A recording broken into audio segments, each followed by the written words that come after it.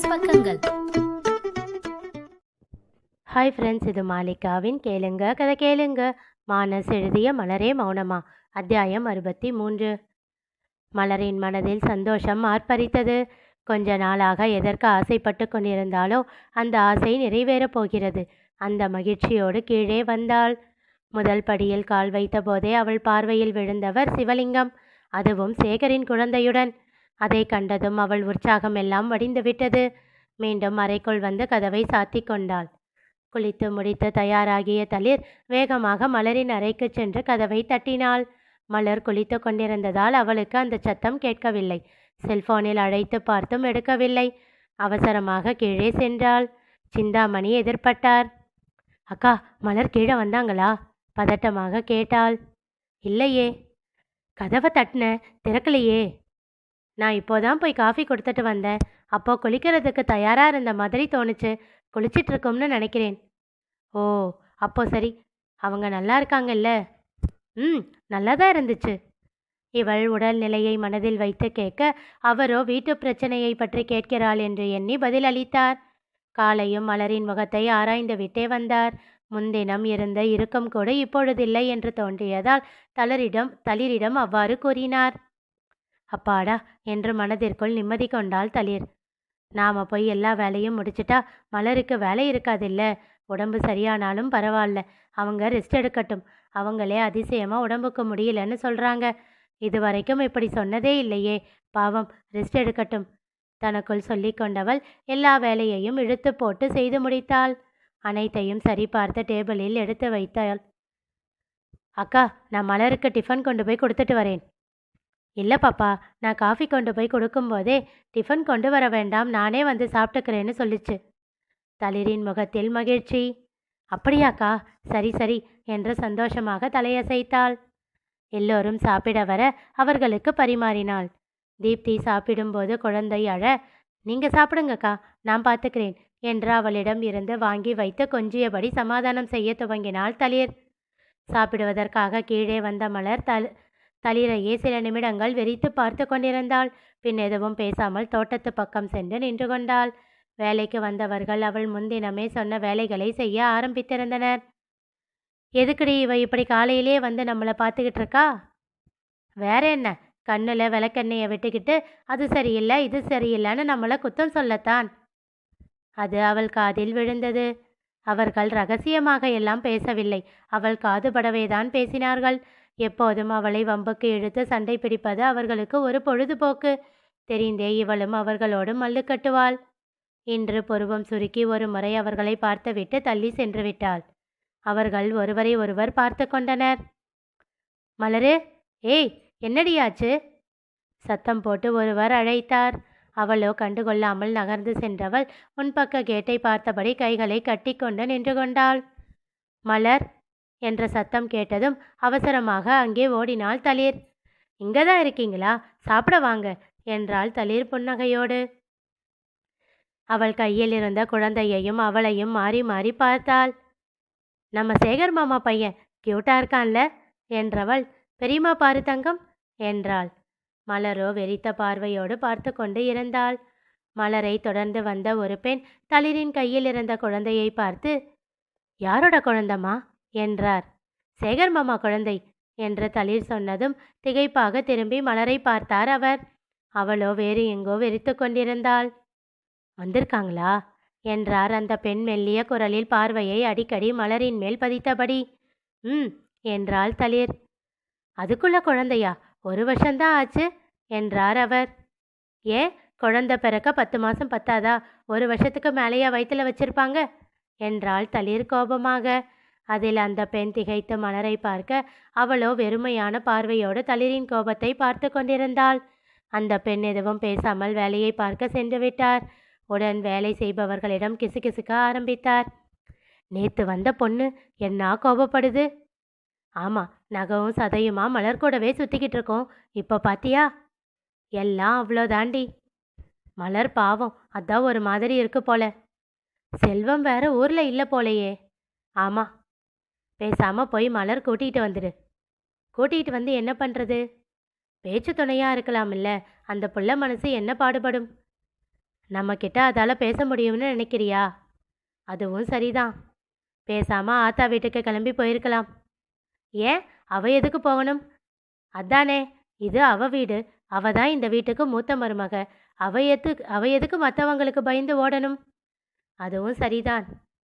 ஆனால் அது முகமே சரியில்லையே. என்ன பண்ணுறது, வீட்டில் பெரியவங்க சரியில்லைன்னா இப்படித்தான். தங்களுக்குள் பேசிக்கொண்டனர். மலர், வாங்க வந்து சாப்பிடுங்க என்றாள் தளிர். கொஞ்ச நேரம் கழித்து சாப்பிட்றேன். அப்படியா, சரி, குழந்தைய கொஞ்ச நேரம் வச்சுக்கிறீங்களா? ஏன், இவ அம்மா என்ன பண்ணுறா? சாப்பிட்டுட்டு இருக்காங்க. பாவம் அக்கா, ராத்திரியெல்லாம் தூங்காமல் படுத்து எடுக்கிறான் போல. ஓ, அக்கா, மனதிற்குள் விரக்தியாக சொல்லிக்கொண்டாள் மலர்.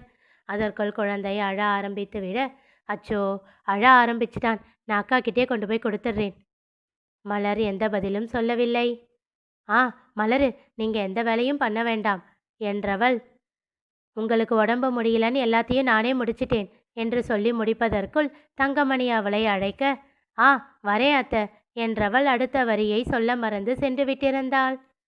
அவள் பின்னாலேயே மலர் பார்வையை செலுத்த அவளிடம் இருந்து சிரித்த முகமாக சேகர் குழந்தையை வாங்கி கொண்டான். அவன் ஏதோ கேட்க தளிரும் புன்னகையோடு பதில் சொல்லி கொண்டிருந்தாள். இருவருமே சில நிமிடங்கள் பேசிக்கொண்டிருக்க அவர்களையே வெறித்து பார்த்து கொண்டிருந்தாள் மலர். அதற்குள் அங்கே வந்த தங்கமணி, தளிரு, நீ போய் சாப்பிடு, அப்புறம் பசங்க டியூஷனுக்கு வந்துடுவாங்கல்ல என்றார். சரி அத்தை என்று விட்டு அவளும் சென்றுவிட மனதில் ஏற்பட்ட வலியோடு மீண்டும் வெளியில் வெறிக்கத் தொடங்கினாள் மலர். திடீரென்று தான் மட்டும் இங்கே தேவையில்லாதவளாக ஆகிவிட்டதாக தோன்றியது. மாமா, சீக்கிரம் வா மாமா, மனதிற்குள் அரற்றினாள். பொங்கி வந்த அழுகையை எச்சில் கூட்டி விழுங்கினாள். அழவே கூடாது என்று தீர்மானம் செய்து கொண்டு தன்னைத்தானே இறுக்கிக் கொண்டாள். செந்தில் அமுதாவை அழைத்தான். சொல்லுடா. ஒரு ஹெல்ப் பண்ணுங்கம்மா, என் ரூமுக்கு போய். டேய் இரு இரு, நான் மாமா வீட்டுக்கு வந்திருக்கேன். அப்படியா, என்ன திடீர்னு? அப்பா உன்கிட்ட சொல்லலையா? இல்லையே. சரி, பவி அங்கே இருக்காளா? இல்லைடா, 2 பேரையும் கூட்டிக்கிட்டு தான் வந்திருக்கேன். சரி, நான் மலர்கிட்ட கேட்டுக்கிறேன் என்று விட்டு அழைப்பை துண்டித்தான். மலரை அழைத்தான். அவள் அழைப்பை ஏற்றாள். எனக்கு ஒரு ஹெல்ப் பண்ணுடி. எங்கள் ரூமில் லெஃப்ட் சைடில் ஒரு அலமாரி இருக்குல்ல, அதில் ஃபஸ்ட் ரேக்லேயே ஒரு ஃபார்ம் இருக்கும். அதில் இருக்கிற நம்பரை எனக்கு டைப் பண்ணி வாட்ஸ்அப்பில் அனுப்பு. ஏன், உன் பொண்டாட்டிக்கிட்ட கேட்க வேண்டியது தானே? அவள் தான் டியூஷனில் இருப்பாள்ல. ஓ. அவள் குரலில் இருந்த வேற்றுமையை அப்போதுதான் உணர்ந்தான். என்னாச்சு மலரு, ஏன் ஒரு மாதிரி இருக்க? அடுத்த நொடி அழைப்பை துண்டித்து விட்டாள். மீண்டும் மீண்டும் அழைக்க அவளோ துண்டித்து கொண்டே இருந்தாள். அவன் மனம் படபடவென அடித்து கொண்டது. அவசரமாக தளிரை அழைத்தான். பிள்ளைகளிடம் படிக்கச் சொல்லிவிட்டு தள்ளி வந்து அழைப்பை ஏற்றாள். ஏய் மலர் எங்க? எடுத்த எடுப்பிலேயே வேகமாக கேட்டான் செந்தில். ரூமில் தான் இருப்பாங்க. ஏன் இவ்வளோ பதட்டமாக கேட்குறீங்க? என்ன ஆச்சு? ஏன் அவள் ஒரு மாதிரியா இருக்கா? ஓ அதுவா, அவங்களுக்கு உடம்பு சரியில்லைங்க. என்ன ஆச்சு? தெரியலைங்க.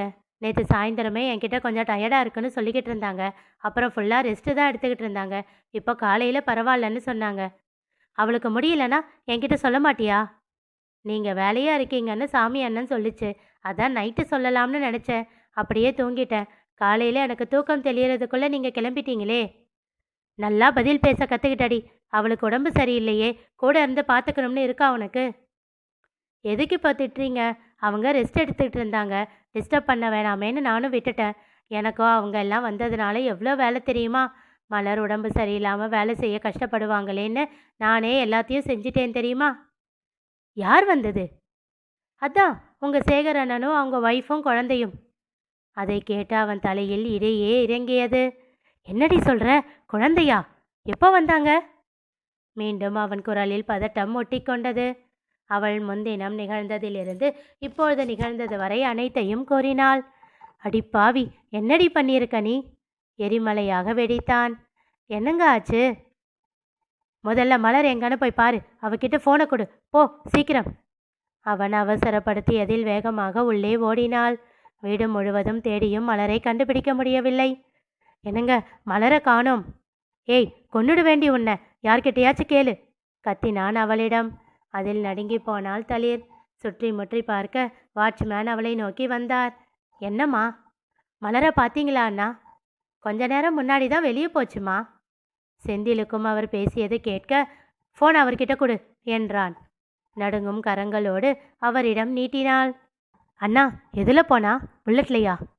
இல்லை தம்பி, நடந்து தான் போச்சு. நடந்தா? திகைத்தான் செந்தில். எங்கே போகிறேன்னு சொன்னாலா அண்ணா? இல்லை தம்பி. அழைப்பை துண்டித்து விட்டு மீண்டும் மீண்டும் அவளை அழைக்க முயற்சி செய்ய அவள் துண்டித்து கொண்டே இருந்தாள். அந்த யாருமற்ற சாலையில் ஓரமாக பைக்கை நிறுத்தி பேசிக்கொண்டிருந்தவன் தலையில் கை வைத்து ஆ என்று கத்தினான். மலரு, எங்கடி இருக்க? அவன் குரல் அந்த இடம் முழுவதும் எதிரொலித்தது. சிந்தாமணியிடம் இருந்து அழைப்பு வர அவசரமாக அழைப்பை ஏற்றான் காசி. என்னாச்சுக்கா? காசி, பெரிய பிரச்சனை ஆயிடுச்சுடா. சேகரையும் அவன் பொண்டாட்டியும் மலர் கன்னத்தில் அரைஞ்சிடுச்சாம். இங்க பெரிய ஐயா பயங்கர கோபத்தில் இருக்காரு. என்ன பண்ணுவாங்களோ தெரியலையே. மலர் எங்கக்கா? அது வீட்டில் இல்லை தம்பி. அதை கேட்டு அதிர்ந்து நின்றான் காசி. இனி நிகழப்போவது என்ன தெரிந்து கொள்ள தொடர்ந்து கேளுங்க. கதை கேளுங்க. மீண்டும் சந்திப்போம்.